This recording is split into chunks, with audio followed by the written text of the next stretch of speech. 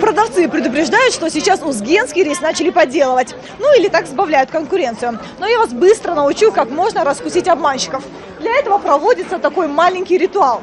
Берется в ладонь горсточка риса, протирается тыльной второй стороной ладони. Сдуваем рисовую пыльцу, и вот теперь можно пронаблюдать настоящий высококачественный узгенский рис.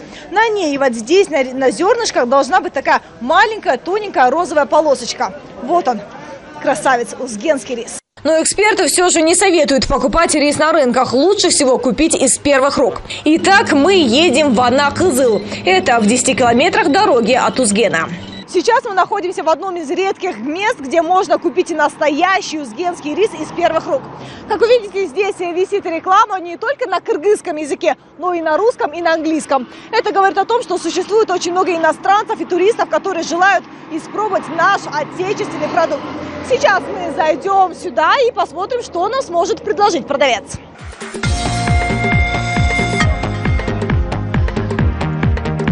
Саламатсыз бубайки, гүрүчүңүз барбы? Канчадан? 90 килограммда. Гүрүчүңүз жакшыбы?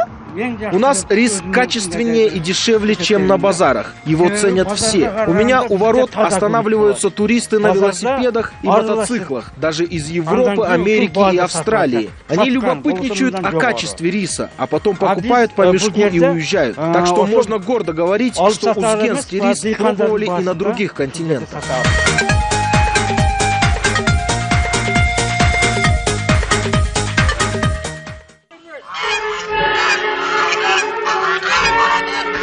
Ох, уже 3 часа, а мы еще даже не завтракали. Пойду ловить себе еду.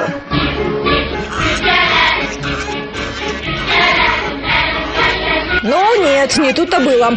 Утки и куры оказались быстрее меня. Захвачу-ка я лучше с собой узгенский рис и поеду в Ашкану. Их тут на юге несметное количество.